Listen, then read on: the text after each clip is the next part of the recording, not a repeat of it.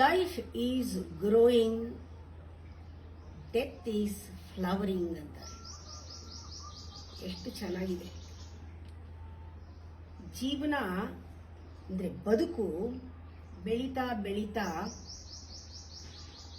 ಆಳವಾಗಿ ಎತ್ತರಕ್ಕೆ ಬೆಳೀತಾ ಬೆಳೀತಾ ಸಾವು ಅನ್ನೋದು ಅರಳ್ತಾ ಹೋಗುತ್ತೆ. ಹುಟ್ಟಿದಾಗ್ಲಿಂದ ಅದು ನಮ್ಮ ಜೊತೆಗೇ ಅರಳ್ತಾ ಬರುತ್ತೆ ಸಾವು.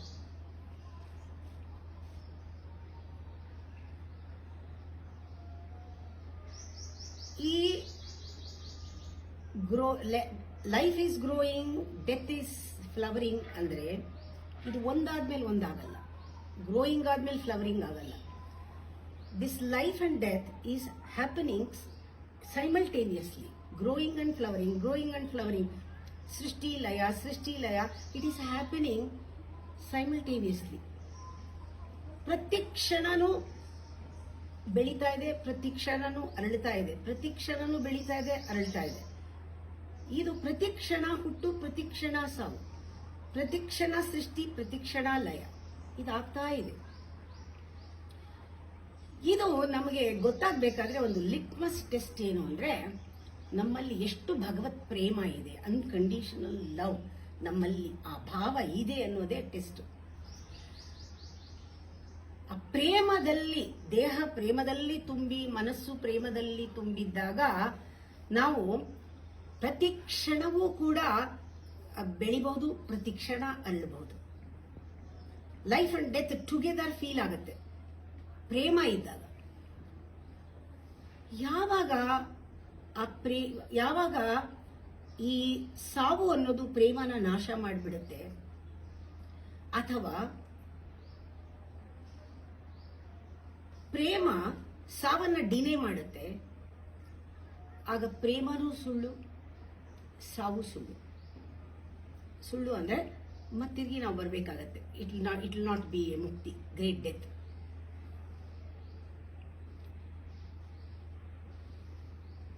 ಯಾವಾಗ ನಾವು ಹುಟ್ಟು ಈ ಬದುಕು ಸಾವು ಸೃಷ್ಟಿ ಲಯನ ಒಟ್ಟಿಗೆ ನೋಡಕ್ ಶುರು ಮಾಡ್ತೀವಿ, ಸೈಮಲ್ಟೇನಿಯಸ್ ಆಗಿ ಅದಾಗ್ತಾ ಇರೋದು ನಮ್ಮ ಅನುಭವಕ್ಕೆ ಬರುತ್ತೆ, ಆಗ ನಾವು ಹತ್ತಿರ ಆ ಸಾವಿಗೆ ಹತ್ತಿರ ಇದೀವಿ. ಅದು ಇದರ ಇನ್ನೊಂದು ಮುಖ, ಇದು ಇನ್ನೊಂದು ಪೊಲಾರಿಟಿ, ಇದು ಎರಡು ಒಟ್ಟಿಗೆ ಇದೆ ಅಂತ ಅನ್ಕೊಂಡಾಗ your love overflows. Your entity, ನಾನಿದು ಇದು ಅನ್ನೋದು it melts, it dissolves. When love overflows, ಇದು ಮೆಲ್ಟ್ ಆಗುತ್ತೆ. ಅಂದ್ರೆ ಸಾವು ಹತ್ರ ಬರ್ತಾ ಪ್ರೇಮ ಜಾಸ್ತಿ ಆಗುತ್ತೆ. ಪ್ರೇಮ ಓವರ್ಫ್ಲೋ ಆದ್ರೆ ನಮ್ಮ ಎಂಟಿಟಿ ಕರ್ಗೋಗುತ್ತೆ. ಅದಕ್ಕೆ learn to live, learn to die ಅಂತಾರೆ. ಎರಡೂ ಕಲಿಬೇಕು. Both how to live, how to die, ಎರಡೂ ಕಲಿತಾ ಹೋಗೋದು. ಸೃಷ್ಟಿ ಲಯ ಎರಡೂ ಜೀವನದಲ್ಲಿ ಒಟ್ಟೊಟ್ಟಿಗೆ ಕಲಿತಾ ಹೋಗೋದು. ಇದೊಂದು ಅಡ್ವೆಂಚರ್. ಈ ರೀತಿ ಜೀವನ ಆದ್ರೆ ಅಡ್ವೆಂಚರಸ್ ಜೀವನ. ಇದಕ್ಕೆ ನಿಜವಾಗ್ಲೂ ಮುಖ್ಯ ಪಾತ್ರ ಗುರು ಅಂದಾಗ ಯಾವುದೋ ಒಂದು ಪರ್ಸನ್ ಕನೆಕ್ಟ್ ಮಾಡಬೇಡಿ, ಒಂದು ಪರ್ಸನ್ ಇಮ್ಯಾಜಿನ್ ಮಾಡ್ಕೋಬೇಡಿ. ಗುರು ಈಸ್ ಯುವರ್ ಪ್ರೆಸೆನ್ಸ್. ಇರುವಿಕೆಯಲ್ಲೇ ಇದು ಸೃಷ್ಟಿ ಲಯದ ಅರ್ಥ ಆಗೋದು, ಬದುಕು ಸಾವಿನ ಅರ್ಥ ಅಥವಾ ರಿಯಲೈಸೇಷನ್ ಆಗೋದು ಒಟ್ಟಿಗೆ. Presence, your presence is guru. Identity ಅಥವಾ ಎಂಟಿಟಿ ಕರ್ಗೋಗ್ತಾ you start feeling your own presence. When guru is presence, when he is not a person, that guru is light, that guru is knowledge. ಆ ಪರ್ಸನ್ ಅಲ್ಲ ಅಂದಾಗ ಆ ರಿಲೇಶನ್ಶಿಪ್ ಇದೆಯಲ್ಲ, ಅದಕ್ಕೆ ಆ ವರ್ಡ್ಗೆ ಅರ್ಥನೇ ಇಲ್ಲ. It becomes irrelevant. ಗುರು ಶಿಷ್ಯ ರಿಲೇಶನ್ಶಿಪ್ ಅನ್ನೋದು ಬರಲ್ಲ, ರಿಲೇಶನ್ಶಿಪ್ ಇಲ್ಲ. ಆ ಗುರು ಶಿಷ್ಯ ಅಂತ ಡೆಫಿನೇಷನ್ ಇಲ್ಲ, ಡಿಫೈನ್ ಮಾಡಕ್ಕೂ ಆಗಲ್ಲ. When you start feeling your own presence as guru presence ಅಲ್ಲಿ, that you melt, merge, completely disappear into one. You are one with the guru shishya ಎರಡು ಒಂದಾಗೋ ಸಂದರ್ಭ, ಅದು ಒಂದಾಗೋದು. ಅದಕ್ಕೆ ಗುರುವನ್ನ ದ್ವಾರ ಅಂತ ಕರೀತಾರೆ, ಗುರುದ್ವಾರ. ಗುರು ಒಂದು gateless gate. Guru is a open door ಅಂತ. ಗುರು ಇಸ್ ಎ ಗೆಸ್ಚರ್ ಅಷ್ಟೇ, ಪರ್ಸನ್ ಅಲ್ಲ. ಗುರು ಈಸ್ ಲೈಟ್, ಪರ್ಸನ್ ಅಲ್ಲ. Guru is an inner voice. ಅದಕ್ಕೆ ಹೇಳ್ತಾರೆ it's a voice from the wilderness ಅಂತ. ಗುರು ಒಳಗಿನ ಧ್ವನಿ, it's a kind of invitation. ಇಲ್ಲಿ ಗುರು ಶಿಷ್ಯ ಸಹಜವಾಗಿ, ಆ ಗುರು ಶಿಷ್ಯ ಅನ್ನೋದು ಸ್ಟೇಟೇ ಬೇರೆ ಬೇರೆ ಇಲ್ವೇ ಇಲ್ಲ. ನ್ಯಾಚುರಲ್ ಆಗಿ ಗುರು ಶಿಷ್ಯ ಒಂದೇ. ಇಲ್ಲಿ ಟುಗೆದರ್ನೆಸ್ ಅಂತಾನೂ ಬರಲ್ಲ ಗುರು ಶಿಷ್ಯ, ಇಲ್ಲಿ ಯೂನಿಯನ್ ಅಂತಲೂ ಬರೋದಿಲ್ಲ ಗುರು ಶಿಷ್ಯ. It is unity, it is already unity. They are no separate, no more two, they are one in their being. Guru ಶಿಷ್ಯ ಅನ್ನೋದು ಯಾವಾಗ ನಮ್ಮ ಪ್ರೆಸೆನ್ಸ್ ನ ಫೀಲ್ ಮಾಡೋದು, ಎಲ್ಲ ಗುರುಗಳನ್ನ ನಮ್ಮಲ್ಲಿ ಫೀಲ್ ಮಾಡೋದು ಒಂದೇ. ಎಲ್ಲ ಗುರುಗಳನ್ನು ನಮ್ಮಲ್ಲೇ ನೋಡೋದಾಗತ್ತೆ, ಎಲ್ಲವೂ ಗುರುವಾಗಿ ಕಾಣುತ್ತೆ ಅವಾಗ. ಅದಕ್ಕೆ ಸರೆಂಡರಿಂಗ್ ಟು ಗುರು ಅಂತ ಹೇಳ್ತಾರೆ. ಕೆಲವರು ಹೇಳ್ತಾರೆ ನಾನು ಈ ಗುರುಗೆ ಸರೆಂಡರ್ ಮಾಡ್ತೀನಿ, ನಾನು ಸರೆಂಡರ್ ಮಾಡಿದ್ದೀನಿ, ಅಥವಾ ನಾನು ಇವ್ರನ್ನ ಸರೆಂಡರ್ ಮಾಡಬೇಕು ಅಂತಿದ್ದೀನಿ. ಇದೆಲ್ಲ ಕಂಡೀಷನಿಂಗ್ ಆಗಲ್ವಾ? ಸರೆಂಡರ್ ಮಾಡುವ surrender conditioning.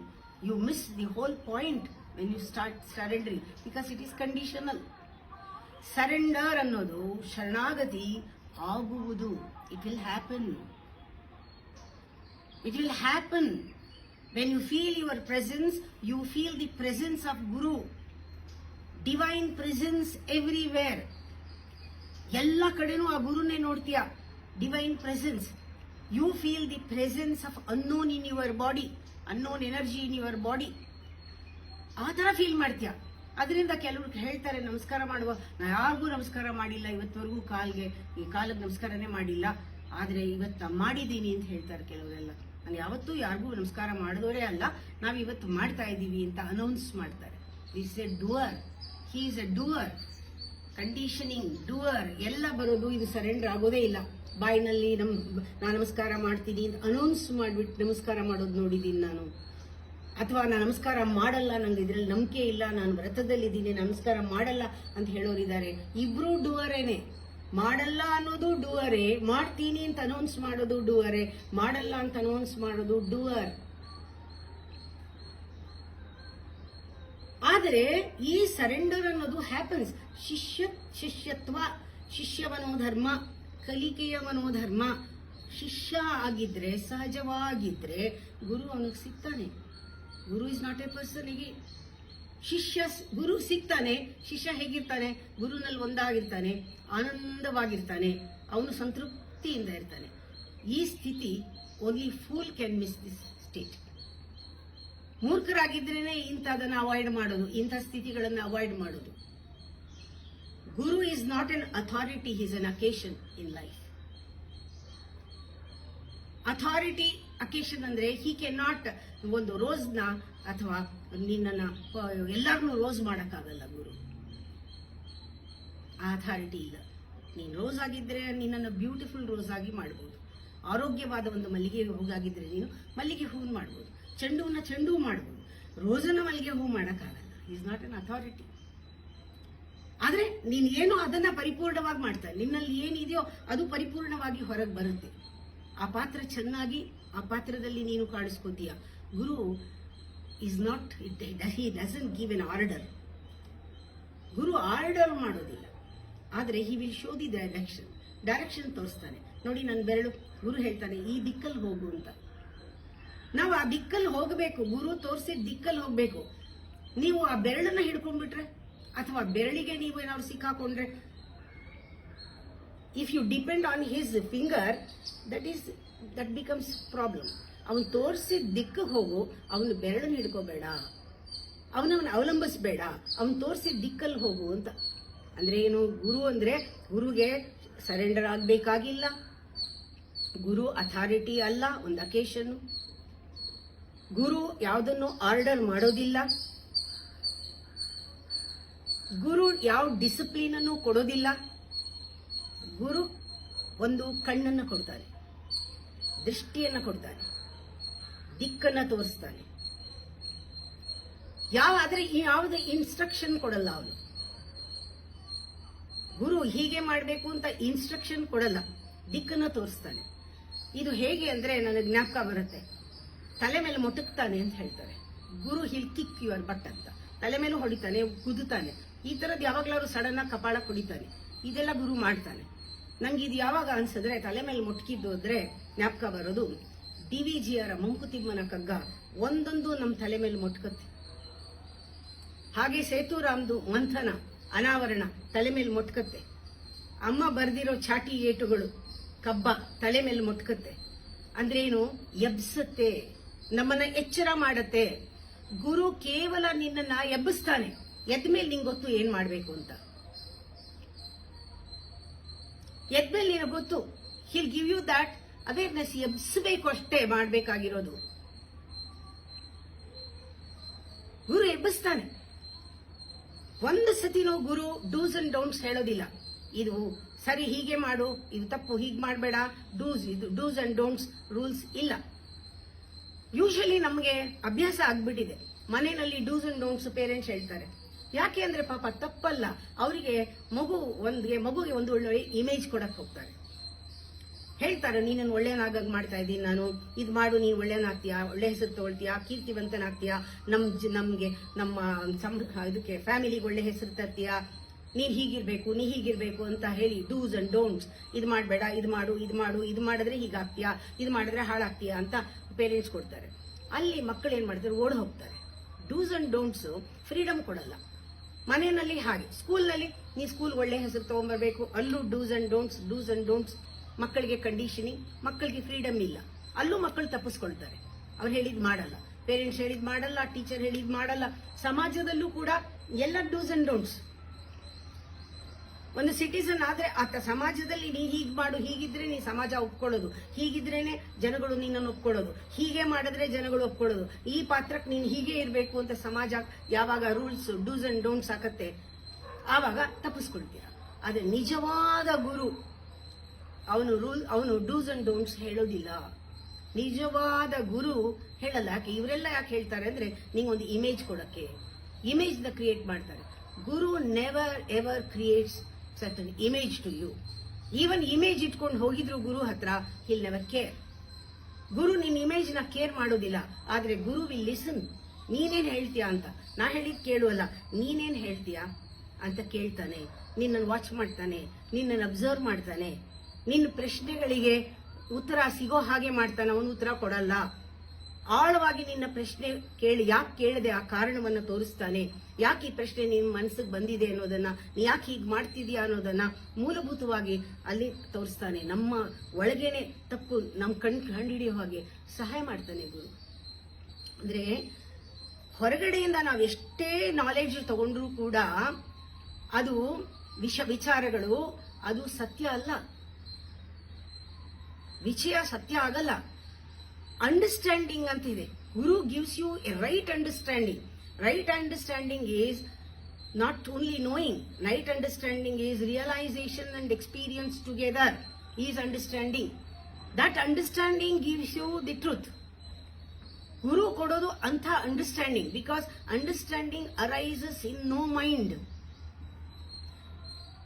This right understanding transforms your whole being, not the knowledge.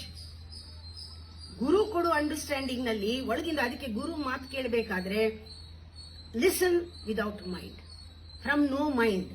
ಮನಸ್ಸಿನ ಪಕ್ಕಕ್ಕಿಟ್ಟು ಗುರು ಮಾತನ್ನ ಹೃತ್ಪೂರ್ವಕವಾಗಿ ಕೇಳು. ಇಲ್ಲದೆ ಇದ್ರೆ ನೀವು ಕೇಳ್ತೀರಾ, ಆದ್ರೆ ಜ್ಞಾಪಕ ಇಟ್ಕೊಳ್ತೀರಾ. It goes only to the memory. ನೀವು ಮನಸ್ಸಿಂದ ಕೇಳಿದ್ರೆ it goes to the memory. ಜ್ಞಾಪಕ ಇಟ್ಕೊಳ್ತೀರಾ ಒಂದೆರಡು ವಿಚಾರ. 40 ವರ್ಷದಿಂದ ಕೇಳ್ತಾನೆ ಇದ್ದೀರಾ. ಅದೇ ಸಿಚುಯೇಷನ್ನೇ, ಅದೇ ಕೋಪನೆ, ಅದೇ ತರ ಇದ್ದೀರಾ, ಏನೂ ಬದಲಾಗಿಲ್ಲ. ಯಾಕೆ ಅಂದ್ರೆ ಕೇಳ್ತಾ ಇದ್ದೀರಾ, ಶ್ರವಣ ಮಾತ್ರ ಆಗ್ತಾ ಇದೆ. Ego enjoys the joy of listening is of the ego. ಶ್ರವಣ is of the ego. Ego ಕೇಳುತ್ತೆ, ಕೇಳಿ. ಯಾವಾಗ ಈಗೋ ಇಲ್ಲ, ಆವಾಗ ಮಾತ್ರ ಮನನ ನಿಧಿಧ್ಯಾಸನ ಸಾಧ್ಯ. ಅದರಿಂದ ಏನೂ ಬದಲಾವಣೆ ಇಲ್ಲ ನಿಮ್ಮಲ್ಲಿ. ಯಾವಾಗ ಬದಲಾವಣೆ ಆಗುತ್ತೆ, ಅಹಂಕಾರ ಇಲ್ಲದೆ ನೋ ಮೈಂಡ್ ಇಂದ ಮನಸ್ಸು ಬಿಟ್ಟು ಹೃತ್ಪೂರ್ವಕವಾಗಿ ಹೃದಯ ಬಿಚ್ಚಿ ಕೇಳಿದ್ರೆ, ಶ್ರವಣ ಜೊತೆಗೆ ಮನನ ನಿಧಿಧ್ಯಾಸನವಾಗತ್ತೆ, ಅದು ಜ್ಞಾನ. ಶ್ರವಣ ಈಸ್ ಓನ್ಲಿ ವಿಚಾರ. ಮತ್ತೆ ಮನನ ನಿಧಿಧ್ಯಾಸನವೇ ಜ್ಞಾನವನ್ನು ಕೊಡುವುದು. ಆ ಮನನ ನಿಧಿಧ್ಯಾಸನ ಆಗಬೇಕು, ಅದು ನಿಜವಾದ ರಿಯಲ್ ಅಂಡರ್ಸ್ಟ್ಯಾಂಡಿಂಗ್. ಜೀವಾತ್ಮನ ಬಿಡುಗಡೆ ಆಗೋದು ರಿಯಲ್ ಅಂಡರ್ಸ್ಟ್ಯಾಂಡಿಂಗ್ ಇಂದ, ಆ ಗುರು ಕೊಟ್ಟ ರಿಯಲ್ ಅಂಡರ್ಸ್ಟ್ಯಾಂಡಿಂಗ್ ಇಂದ, ಶ್ರವಣದಿಂದ ಅಲ್ಲ. ಪುಸ್ತಕ ಓದಿದ್ರೆ ಆ ಜೀವನ್ಗೆ ಮುಕ್ತಿ ಇಲ್ಲ. ಆ ಜೀವನ ಮುಕ್ತಿ ಆಗ್ಬೇಕಾದ್ರೆ ಗುರು ಬೇಕು. ಆ ಜೀವನ ಮುಕ್ತಿ, ಆ ಜೀವನ ಅಂದ್ರೆ ಲೈಫ್ ಅಲ್ಲಿ ನೀವು ಲೈಫ್ ನಡೆಸ್ಕೊತಿದ್ದೀರಲ್ಲ, ಆ ಜೀವನ ಅಲ್ಲ. ಜೀವಾತ್ಮನ ಒಂದು ಪರಮಾತ್ಮನ ಜೊತೆಗೆ ಸೇರುವುದು, ಕೂಡುವಿಕೆ ಅಥವಾ ಅವನಿಗೆ ಬಿಡುಗಡೆ ಯಾವಾಗ? ಜೀವಾತ್ಮನಿಗೆ ಬಿಡುಗಡೆ, ಜೀವನಿಗೆ ಮುಕ್ತಿ ಯಾವಾಗ? ಅದು ನಿಮ್ಮಿಂದ ಆಗ್ಬೇಕು ಹೊರತು ನಿಮಗಾಗೋದಲ್ಲ.